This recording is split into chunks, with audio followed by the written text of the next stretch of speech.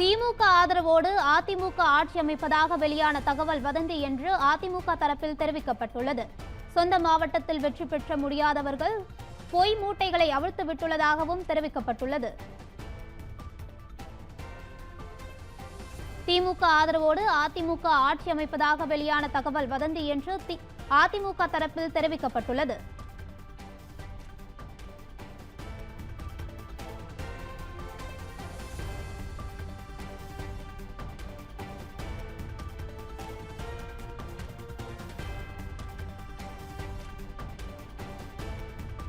திமுக ஆதரவோடு அதிமுக ஆட்சி அமைப்பதாக நேற்று சி.வி. சண்முகம் தரப்பில் குற்றம் சாட்டியிருந்த நிலையில் தற்போது அந்த தகவல் வதந்தி என்று அதிமுக தரப்பில் தெரிவிக்கப்பட்டுள்ளது. சொந்த மாவட்டத்தில் வெற்றி பெற முடியாதவர்களின் சங்கமம் பொய் மூட்டைகளை அவிழ்த்து விட்டுள்ளதாக அதிமுக விளக்கம் அளித்துள்ளது.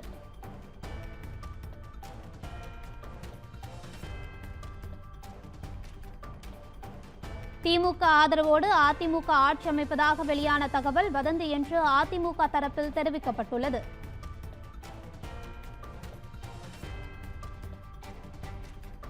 திமுக ஆதரவோடு அதிமுக ஆட்சி அமைப்பதாக வெளியான தகவல் வதந்தி என்று அதிமுக தரப்பில் தெரிவிக்கப்பட்டுள்ளது. இது குறித்த கூடுதல் தகவல்களை தருகிறார் நமது செய்தியாளர் சக்திவேல். வணக்கம் சக்திவேல், விவரங்களை பதிவு செய்யலாம். நிச்சயமாக வணக்கம் ஜெயஸ்ரீ.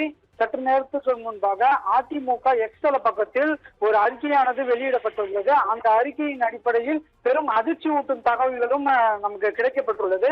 சொந்த மாவட்டத்தில் வெற்றி பெற வக்கில்லாதவர்களின் சங்கமம் பொய் மூட்டைகளை அவிழ்த்து விடுகின்றது என்ற கேள்வியும் எழுப்புகிறது. திமுகவுடன் கூட்டணி என்று ஊடகங்களில் வந்த சில வதந்திகளை தூக்கி கொண்டு வருவதுதான் இத்தனை நாள் நீங்கள் தீட்டிக் கொண்டிருந்த மாபெரும் திட்டமா எனவும் கேள்வி எழுப்பியுள்ளது. அதே ஊடகங்கள் நீங்கள் 3 பேரும் போய் தாவேகாவிடம் மந்திரி பதவிக்கு மஞ்சியிட்டு கிடப்பதாக கூட செய்திகள் வருகிறது, அதையும் ஏற்கிறீர்களா எனவும் கேள்வி எழுப்பப்பட்டுள்ளது. அது மட்டுமின்றி அது சரி, அதுதான் ஆளுங்கட்சி பக்கம் வாலாட்ட செல்கிறோம் என்று சொல்லிவிட்டீர்களே, பிறகு நேற்று திமுகவின் செந்தில் பாலாஜியோடு அரை மணி நேரம் தனியாக என்ன பேசிக் கொண்டிருந்தீர்கள் என்பதையும் சொல்கிறீர்களே எனவும் கேள்வி எழுப்பப்பட்டுள்ளது. கழகம் யாரோடு கூட்டணியில் இருக்க வேண்டும் என்று முடிவு செய்யும் நீங்கள் எல்லாம் யார் எனவும் கேள்வி எழுப்பப்பட்டுள்ளது. மேலும் வாக்கு வித்தியாசத்தில் விழுந்தது நம் கழகத்திற்காக, நம் கூட்டணிக்காக, இரட்டை இலைக்காக, எடப்பாடியார் என்ற மக்களின் முதல்வருக்காகவே தானே, அப்படி அதையெல்லாம் குறிப்பிட்டுள்ளது.